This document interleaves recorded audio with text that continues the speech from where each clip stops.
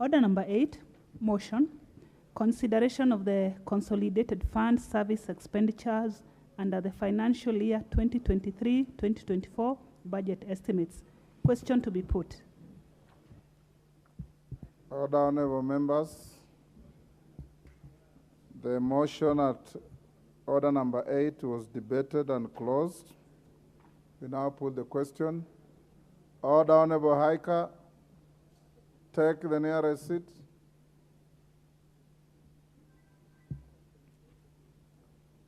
The question is that this House adopts the report of the Public Debt and Privatization Committee on its consideration of the Consolidated Fund service expenditures under the financial year 2023-2024 budget estimates laid on the table of the House on Wednesday, 21st June 2023.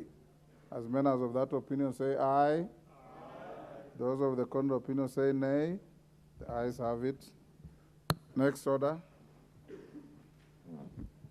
Order number 9, the Insurance Amendment Bill, National Assembly Bill number 18 of 2023, first reading. A bill for an act of parliament to amend the Insurance Act. Next. Order number 10, the Vocational Training Bill, Senate Bill number 3 of 2022, first reading. A bill for an act of parliament to provide a framework for establishment of systems for the administration of training in vocational education and training within a county and for connected purposes.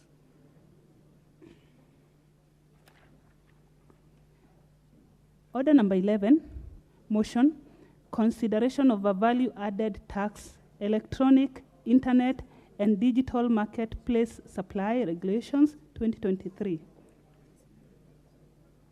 Honorable members, before the Honorable Chepkonga moves the motion,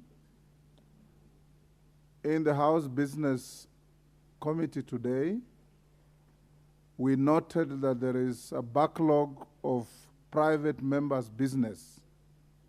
Lots of motions and bills numbering in the hundreds are queuing for processing through the House. Consequent upon that, it was agreed that tomorrow, Wednesday, after question time, we will slot some 2 to 3 hours to continue with members' private business. Those of you with motions and bills, if they will be on the order paper, be available in the House to prosecute your business. We are also considering, subject to your convenience, that if we continue that, having that backlog, and I believe many of you bring motions and bills because you want them to be processed and debated and passed or rejected, as the case may be, we may consider introducing a Thursday morning private member sitting so that we can reduce the backlog of business that is piling. So let's play by the ear and the eye and see how tomorrow goes. From next week, we might call upon you to do extra time. We may even require, subject to your convenience, to extend sitting hours by an extra 2 hours to reduce this backlog. So all members with private business that is queuing at the table office and in the House, be available at short notice to prosecute your business. Thank you.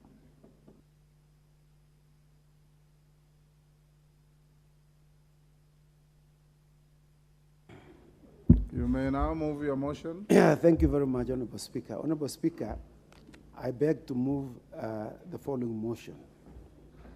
That the House adopts the report of the Committee on Delegated Legislation on its consideration of the value-added tax, electronic, internet, and digital marketplace supply regulations 2023, published as legal notice number 29 of 2023, laid on the table of the House on Wednesday, 5th July 2023, and pursuant to the provisions of Section 67, subsection 1 of the Value Added Tax Act number 35 of 2013, approves partly the Value Added Tax Electronic, Internet, and Digital Marketplace Supply Regulations 2023, published as legal notice number 29 of 2023, subject to the Regulation Making Authority, publishing a corrigendum to rectify the error in the provision on offenses under Regulation 14. Mr. Speaker, the main objective and the main purpose of this regulation, the value-added tax regulations, is to provide for a legal framework to enable the government implement the tax measures necessary for the financing of its economic development agenda. Mr. Speaker, as you know, most of the businesses have migrated from the real world to the digital space. And so as a consequence of that, there are too many people who are trading now in the high cloud without landing on the land. And so, Mr. Speaker, there has been serious competition between our local businessmen and businessmen from outside this country. Our own businessmen, they pay VAT on electronic business. Unfortunately, those who are doing business from other countries and using the electronic means have not been paying value-added tax, yet they have been sending their invoices to their customers in Kenya and avoiding to pay VAT. And so they have unfairly been competing with the businesses in our country. And so the end result has been, Mr. Speaker, we have had a skewed market in favor of those who are operating from outside this country. And so the increase in the use of the digital space, Mr. Speaker, has opened the Kenyan market to the outside world, allowing non-residents to supply digital presence in the country. The import of this, Mr. Speaker, is that such suppliers, as I've just said, have not been paying VAT. And this particular regulation is to correct that particular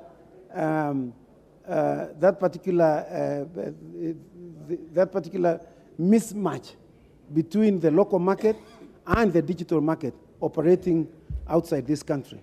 So the necessity of the amendment, Mr. Speaker, of this VAT regulation is to ensure non-resident suppliers who account for a large percentage of the digital marketplace in Kenya must register and account for VAT on supplies made in Kenya. The committee, Mr. Speaker, scrutinized the regulations in accordance with the Constitution, the Interpretation and General Provisions Act Cap 2, the VAT Act number 35 of 2013, and the Statutory Instruments Act number 16 of 2013. The committee noted that the value-added tax regulations seeks to provide for the legal framework to enable the government to implement the tax measures for financing its economic development agenda. The regulation, Mr. Speaker, seeks to ensure that the non-residents who account for a very large part of the business in this particular sector are registered as VATable in this country. Mr. Speaker, we considered a number of parameters with regard to these regulations. And among them, Mr. Speaker, just to mention three of them, that these regulations were published on the 14th of April 2023, and therefore they comply with the Statutory Instruments Act that requires that the regulations must be forwarded to the National Assembly within 7 days of its publication. The second thing that we considered, Mr. Speaker, is the adequacy and sufficiency of public participation and consultation by the regulatory making authority so that they must comply with Article 10 and Article 118 of the Constitution.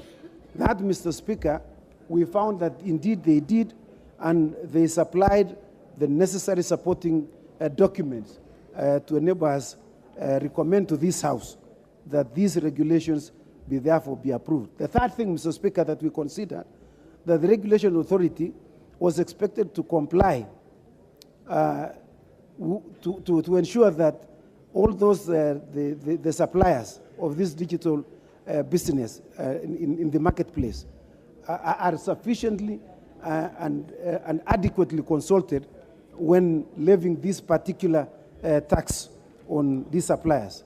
And so, Mr. Speaker, we found that all the parameters that are required under the Statutory Instruments Act were therefore complied. It is indeed a very short regulations which contain about 5 paragraphs, Mr. Speaker.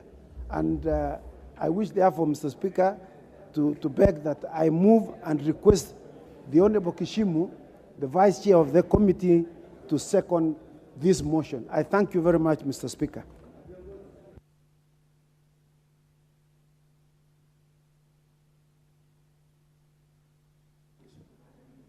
Who is seconding? Vice Chair, Honorable Kishimu. Give him the mic.